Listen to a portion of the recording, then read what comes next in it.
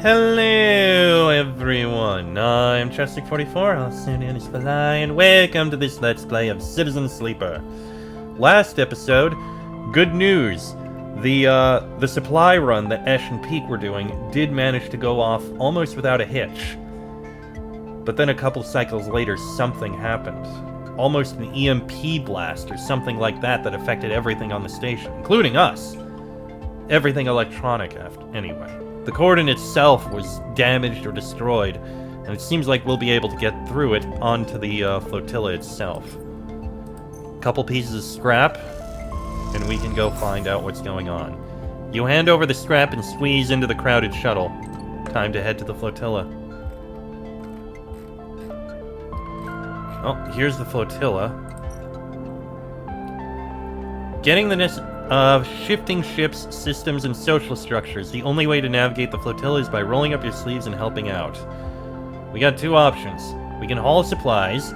Getting the necessary supplies to each ship to meet their needs is a huge task. Joining the hauling teams is the simplest thing you can do to help.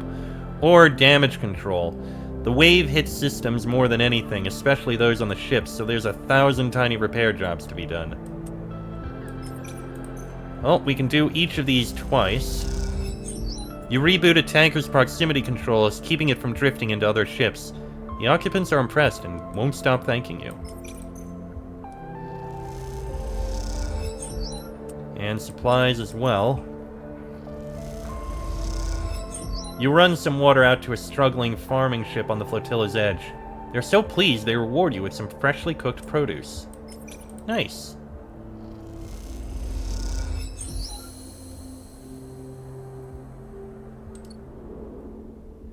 Well, now we can speak to everyone. Well, there's two people to speak with. May as well start with Peak. There's also Soul, but Peak first. As you walk into the bay of the climbing briar, the familiarity of the space overcomes any trepidation. It feels good to be back, and the return feels earned, especially after all the work it took to figure out a route through the flotilla's jumble of ships that might lead you to this blue streak. You see Ash and Peak immediately, sitting at the back of the bay, deep in conversation. Their closeness causes you to stop, suddenly aware that you might be interrupting something private. Peak is gesturing wildly as Ash stares out into the middle distance, hunched over.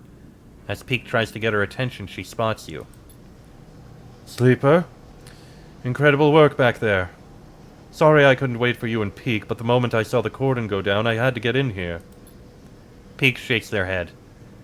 Leaping before looking as usual, but I'm glad we're all reunited. To be honest, I can't believe it. The flux event knocked the entire cordon system offline. The flotilla is free and Havenage are backing off. You must be our good luck charm. Flux event? That's what the refugees are calling it. Apparently that's what they called it when it started happening around Ember. What exactly is happening? Hard to tell. It's some kind of disruptive wave that only affects electrical systems. Typically, systems are screened against radiation and interference, but this seems to be dulled, but not stopped by those defenses. Basically, the crisis continues, the cordon may be down, but this brings a whole other set of problems. Ash paces away. You should tell them, Ash. Please. Ash doesn't respond. Tell you what? You stare at her back, waiting for a response. Please, Ash. Haven't they shown you they can be trusted? Peak nods towards you. Ash turns, her arms folded tightly across her chest.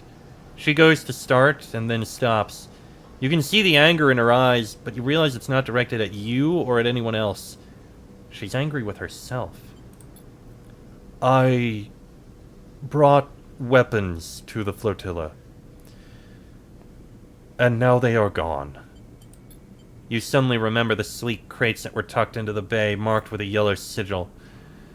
The ones Ash told you were just supplies. What were you thinking? I was thinking that if the cordon wasn't going to be lifted, the refugees would need something to change that. Would you rather they just stayed quiet and died like good citizens? Peak looks at you. She knows this was a bad move, Sleeper, I promise you. She's just too proud to admit it. Where did you get them from? XPR. Esh gestures around the ship. I wasn't about to leave the colony armed when we escaped. I wouldn't trust them not to use them on us. I didn't know a thing about them, which is why Esh is going to be the one to find them and bring them back. Shouldn't we help? It's okay, Sleeper. I don't want anyone getting mixed up in this. This is my responsibility. She looks away. Plus, you and I have work to do. I want to understand the Flux, Sleeper, to study it. Peak's eyes light up. This thing is changing the entire system, causing problems across the inner system, driving refugees off Ember's moons, and now it's here. If we don't do something about it, it's a problem for all of us. I can see more immediate problems. I've been looking at the networks, and when the Flux event hit, it changed things. It shuffled systems, corrupted nodes, and broke open data stores. They take out a slate and show you a flickering polygon. Some of these flexed nodes have appeared near the epicenter of the event, but I can't get access. You, however, I saw the way you worked with data when we were preparing for the run. I think you can get into these things. I want you to find a flux node and bring me anything you can extract. They come and go, but most can be found in the barely functioning networks of the wastes. Start there. Perhaps together we can find something that might point us to what the flux is and where it comes from. How will that help? Peak runs a hand through her hair. Through their hair. I don't know, Sleeper. Maybe we can't do anything. But I want to know what this thing is. Esh looks indignant. Don't waste too much time chasing ghosts, Sleeper. There are people on this flotilla that need any help they can get. I'm sure Sleeper can do both, Esh. Peak smiles at you. I'll see you here when you have something. Good hunting. And they wave you out as Esh stomps away to make plans of her own. Alright. A new drive. Study the flux. That's not all we can do. Let's speak with this soul. Someone told me I should be thanking you. The voice comes from behind you, cutting through the chaos of the crowded, cavernous bay. You freeze. Don't be afraid now. I've been hunting you, sure, but for all the best reasons. You turn to see bright eyes set in a rough face framed in rusted metal. Soul. He holds out his hand, the other clamped firmly around a knotted wooden cane. Shake his hand. He grips you firmly with a heavy and calloused hand. Forgive me. As soon as I saw you, I knew who you were. Soul puts a hand on your shoulder. I've been told a sleeper was part of that supply run that came in several cycles ago. A very welcome act, and we all thank you for it. Walk with me, Sleeper. Soul sets off through the bay, his partial suit hissing and creaking as it helps carry him through the busy crowds. You notice people making way for you and Soul, standing back and letting you pass. You pass a makeshift kitchen, steaming pots on heating elements, a restless queue collecting meals. That algae that came through isn't exactly a full meal, but with what we have here, we've been able to make it work. You see a ladle of a greenish stew dished out. Color is something, isn't it?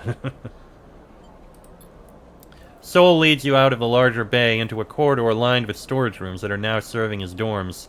You see someone filling a metal container from a standpipe, the water gushing out readily. Soul nods to the person as he passes. Just a little further now. Soul leads you into a freight elevator and whistles to some unseen operator to start it up. It jerks into life, and as you pass through the layers of the ship, you see people on every level, supplies crammed into every available space, and sparks leaping in bursts as the ship is reshaped and modified to sustain its population.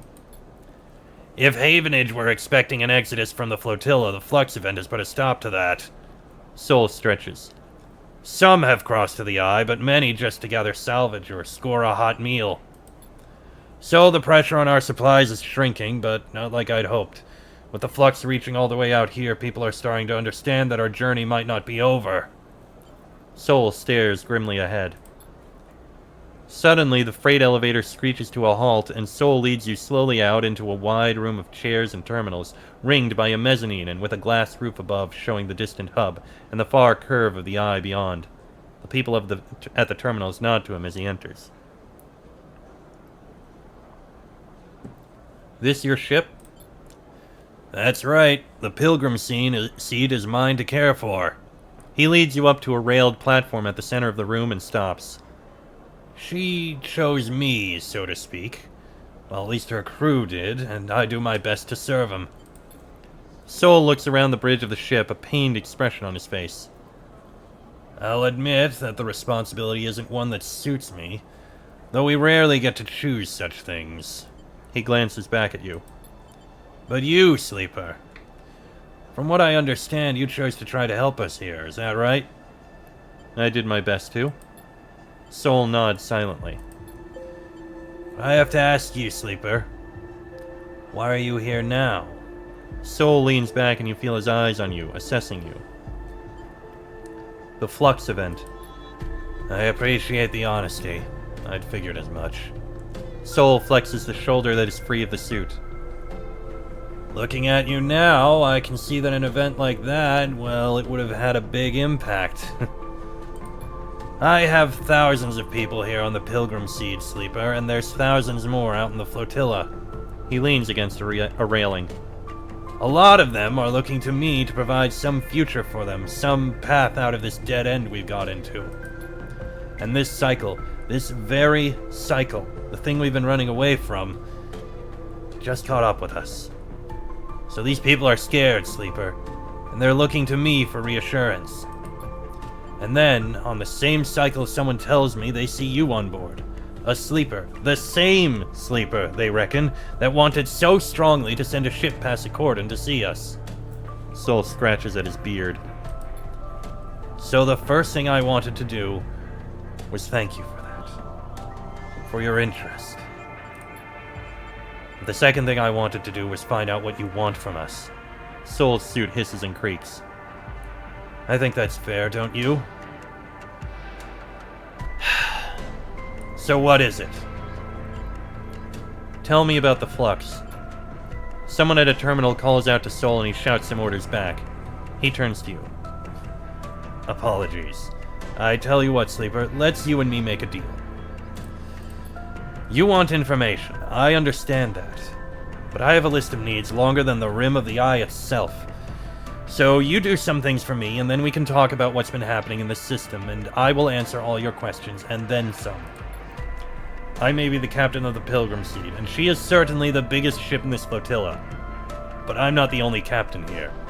We have ships here from each of the moons. We're from Ember's Hearth, but there's others, from Ember's Song and even Ember's Step. The moons have been at each other's throats, Sleeper. What with the pressure of the Flux, the bad blood from the old days, we aren't exactly all in alignment. What I need is a way to stop things escalating. For the crews on these ships and their captains to feel happy and comfortable enough to forget old rivalries and past crimes. He flinches at something. Those from Ember's Step, well, they've always been proud, but that pride seems to be a barrier to compromise right now. The last set of supplies I sent their way, they refused. Meanwhile, I have a supply shuttle at the docking access the Ember's Song ships gather at. They've taken far too many cyclists to unload. Maybe if you're heading that way, you can look in on them. I'm no politician, Sleeper. But if I don't... Soul stops. He leans back and flexes, his suit screeching. He groans a little and you can see the weight of the flotilla sitting on his shoulders. The suit the only thing keeping him vertical beneath all that pressure. Look. You'll see for yourself if you go. Meet the others, Sleeper. See what they need. Keep them aligned. He speaks through the pain, his voice clipped. Are you okay?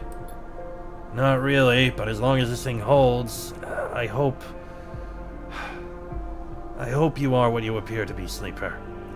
He smiles his half-smile despite the pain. Because I'm not sure I can take any more bad news. Plus, there's plenty to be done here on the Pilgrim Seed, too. If you have a moment to pitch in, there's never enough around here. That's something I've learned the hard way.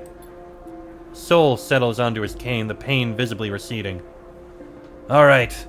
I have 1,000 things to attend to now, Sleeper, so you'll have to find your own way out. And with that, Soul sits at his terminal with slow and careful movements. You head back down in the freight elevator, and as you do, you see again the layers and layers of chaotic life in this vessel and all the vessels of the Flotilla hold. So, Step, Song, and Hearth. Stability in the Flotilla means relieving the pressure on the refugees from all 3 moons of Ember. And Hearth survival. Whether Esh got her supplies through the cordon or not, Pilgrim Seed and the Hearth refugees on it desperately need help. Even Soul's own ship requires help, but figuring out what jobs need doing first and who to help is a challenge. Or, food is an issue on the Pilgrim Seed even with agriculture on board. A supply of Matsutake will help fill the gap. Which we do have. We could do something with Pilgrim Seed support, but we can also supply that. But we also have these two. Docking access for the Ember's Song Hub. Soul's shipment of supplies sits partially unloaded, the crew absent. If you want to help, the best way would be to finish the job. And the more you offload supplies into the docking bay, the more attention your efforts seem to be getting. Well, that's something we can work on later. But it looks like we can talk to someone named Aki here. It's a strange sight, given your time in the Greenway, to see a greenhouse choked in red dust. It piles up along edges, gathers in curving waves, and is carried by some unseen wind to whirl in front of the glass ceiling. It is a desert in miniature, a captured landscape of iron-rich sediment and unseen life. Beautiful, isn't it? The remark comes from another figure standing at the viewing window, so quietly that you hadn't noticed them. Did they just arrive, or were they here before you were? Their cloth-swaddled form reveals little. Looks dead. The figure laughs. It is far from dead. You catch a glimpse of a pale face among the thick material, dark eyes glittering in the red reflected light. They turn to you as the dust swirls. Aki. They smile a tight smile. You are not from the Flotilla, am I right? I live on the Eye. But that is not where you are from. She stares into the greenhouse. Everyone is from somewhere, whether they wish to be or not. The red dust glitters in her eyes. Whether it is a good place to be from or not. Aki gathers her cloak around her shoulders against the cold. What brings you to the Wind's Long Shadow? Wind's Long Shadow? This ship. Do you often wander around ships you don't know the name of? You are a strange one. I don't know whether to report you or send you back to where you came from. Which is nowhere at all. You glance around the empty corridor, suddenly aware of how quiet it is on the ship. Unlike the other ships you've been on the Flotilla, there is a silent order to the Wind's Long Shadow, and in this moment it seems unsettling. Where is everyone? Aki waves a hand. Asleep, mostly. It is night on Step, and so it is night here. She rubs her shoulders. At least, for those of us who can sleep. Step? Aki turns away, irritated, eager to change the subject. You hear a creak as a set of shutters slowly begin to close across the glass ceiling of the greenhouse. As you watch, you feel the dissonance this place has with that word. There is nothing green here. A dust house, perhaps. It takes many systems to preserve this landscape, Aki begins. To simulate the wind, cycle the dust, layer the sand and dirt beneath. You watch the dust swirling. Systems that are failing. The flux event, Aki glances at you for a sign of recognition at this term, is eroding our ability to keep this place alive, to keep these traces of Step alive. Which is ironic, because when we left Step, the flux had eroded our ability to survive on the moon. Now the situation is reversed. Away from the moon, its ecosystems are as fragile as we were living upon it. Something catches your eye as the shutters darken the dust house. The winds picking away at the dunes begin to reveal something. A web, a network of thick branching forms. And then they close completely, and you see nothing in the dark. Soft blue lights flicker in the corridor, uplighting Aki in cold cyan. You have piqued my curiosity, but I'm so tired. If you do not have a purpose here on the ship, I recommend finding one. Otherwise, I'm afraid you'll need to leave. Make yourself useful, and perhaps we will get another chance to talk. I would like that. With that, Aki pads away down the corridor. You stand for a moment in front of the dark dust house, trying to imagine the network of roots under the sand and dust, and then trying to imagine the moon that once housed them. Make yourself useful. Aki warned you that if you wanted to learn more about the wind's long shadow, you'll need to prove your usefulness. The crew won't let you into the dust houses, but there are plenty of supporting systems that can do with some love and care. So that would require four rolls of perfect successes.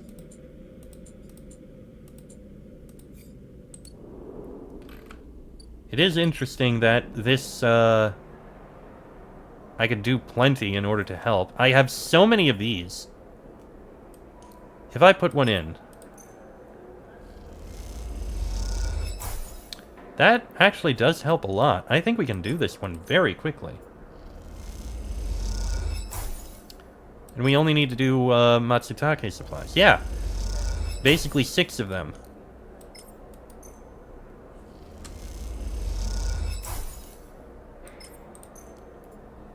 It's a good thing I harvested so many.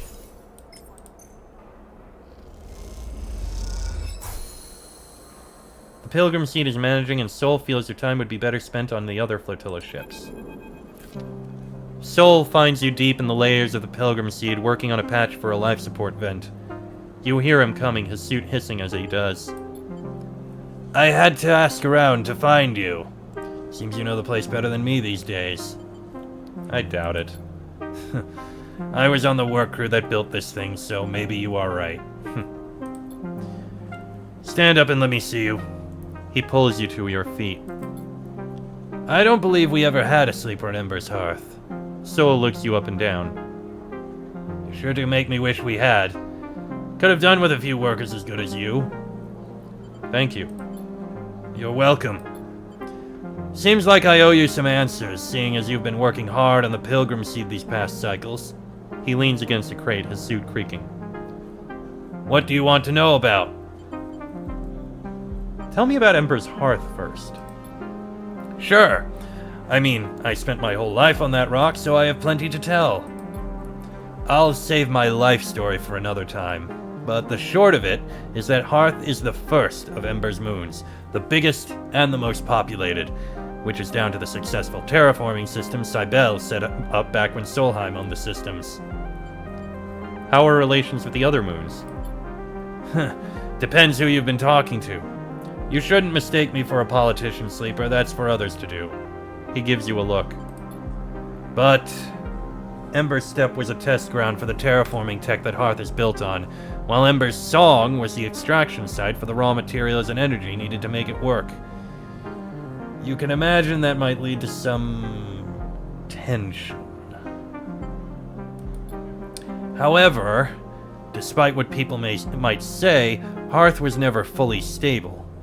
Cybele liked to talk it up, but after they pulled out and Solheim left, our people discovered they'd have to keep the systems running themselves, or the place would soon end up as dry as steppe.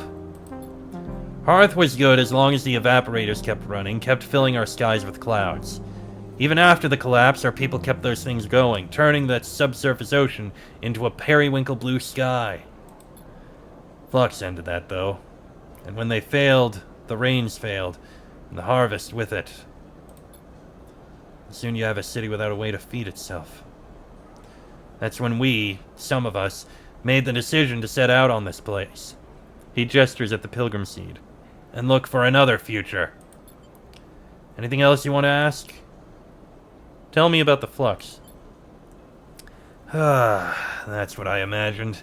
Can't say I'm an expert, but I can tell you what we witnessed on Hearth. At first, we ignored it.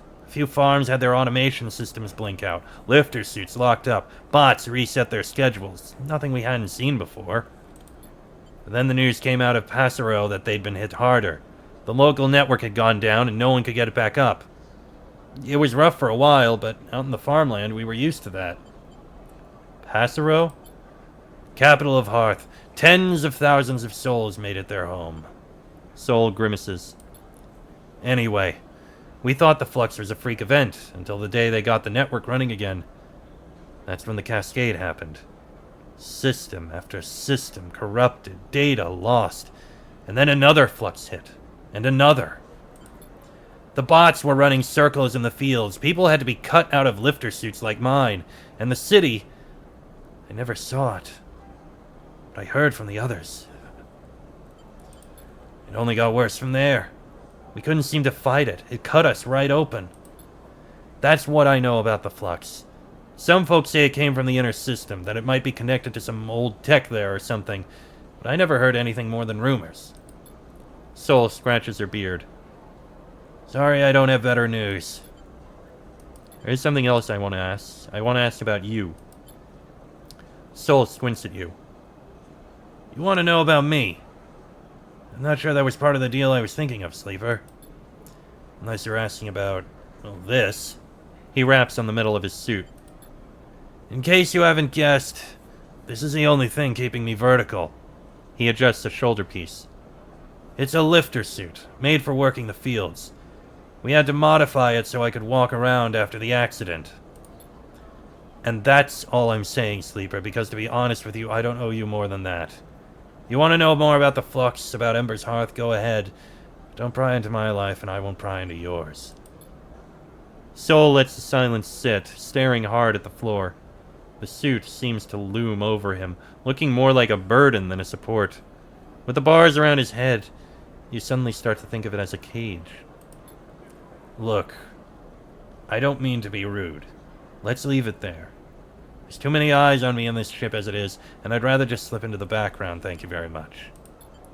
Anything else you wanted to ask?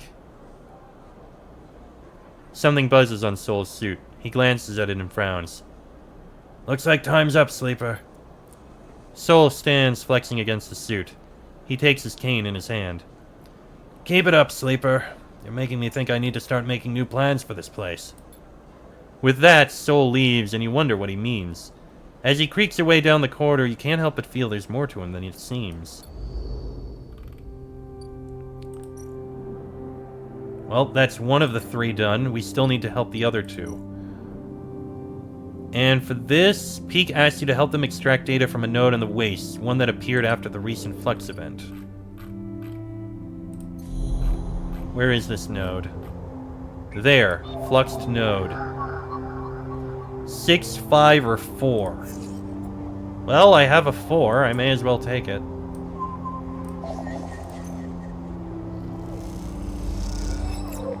Node flickers in and out, its position shifting slightly each time.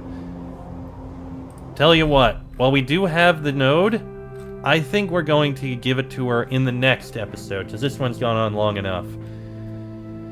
Next episode, we hand over the data and see what we can do to help out the rest of the flotilla. Till then, I am Chestic44, also known as Fly. This has been a Let's Play of Citizen Sleeper, and I shall see you all next time.